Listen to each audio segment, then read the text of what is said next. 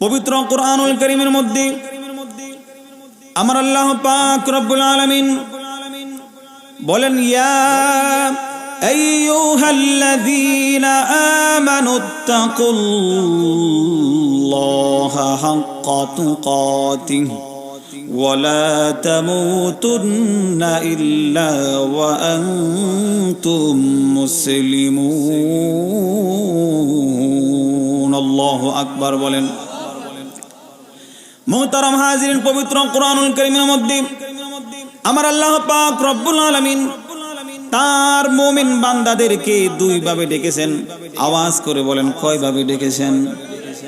এক প্রকার আল্লাহ ডাক দিয়েছেন, ইয়া আইয়ুহাল্লাযীনা আমানু,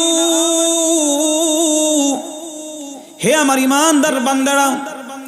আরেক ভাবে আল্লাহর প্রিয় বান্দাদেরকে আমার আল্লাহ পাক রব্বুল আলামিন ডেকেছেন, ইয়া আইয়ুহান নাস, হে দুনিয়ার মানুষেরা। একভাবে ডাক, ইয়া আইয়ুহাল্লাযীনা আমানু, হে আমার ঈমানদার বান্দারা।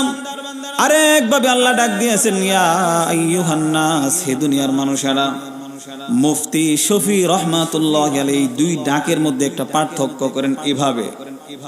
আমরাও আমাদের সন্তানদেরকে দুই ভাবে ডাক দেই। কথা বলেন, কয় ভাবে? পিতা যদি সন্তানের প্রতি খুশি থাকে, মুহতারাম হাজিরিন, পিতা এবং পুত্রের মধ্যে যে ভালোবাসার একটা সম্পর্ক আছে, যে মায়া এবং মমতার সম্পর্ক আছে, এই মায়া এবং মমতার সম্পর্কে সন্তান পিতাকে আব্বু বলে ডাক দেয়। কথা বলেন ঠিক কিনা? ঠিক তদ্রূপভাবে এই পিতা সন্তানের উপর যদি কোনো কারণে রাগান্বিত হয়ে থাকেন, তাহলে ওই সন্তানকে আব্বু বলে ডাক দেয় না, সন্তানকে নাম বলে ডাক দেয়। নাম যদি হয় আব্দুল্লাহ, তাহলে বলে, হে আব্দুল্লাহ। কথা বলেন ঠিক কিনা? ঠিক তদ্রূপভাবে পবিত্র কুরআনুল কারীমের মধ্যে আল্লাহ তাআলা যখন তার মুমিন বান্দাদেরকে ইয়া আইয়ুহাল্লাযীনা আমানু বলে ডাক দিয়েছেন, দেখবেন বুঝতে হবে আল্লাহ এবং বান্দার মধ্যে যে ঈমানের সম্পর্ক, আল্লাহ এবং বান্দার মধ্যে যে ভালোবাসার সম্পর্ক, মায়ার সম্পর্ক, ওই ভালোবাসা এবং মায়ার সম্পর্কে তার বান্দাকে মহব্বত করে ডাক দিয়েছেন। সুবহানাল্লাহ। আর যখন আল্লাহ পাক রব্বুল আলামিন ইয়া আইয়ুহান নাস বলে ডাক দিবে, বান্দার বুঝতে হবে কেন যেন কেমন জানি আল্লাহ তাআলা হয়তো মুড ভালো নাই, আল্লাহ তাআলা হয়তো কোনো কারণে রেগে আছেন।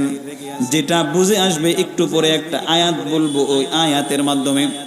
তবে এতটুকু বুঝেন, আমি যে আয়াত তেলাওয়াত করেছি, ইয়া আইয়ুহাল্লাযীনা আমানু, আল্লাহ যে তার প্রিয় বান্দাদেরকে এভাবে ডাক দিলেন, হে আমার ঈমানদার বান্দারা। এতটুকু আমরা বুঝলাম, আল্লাহ তাআলা আমাদেরকে ভালোবেসে মহব্বত করে ডাক দিয়েছেন।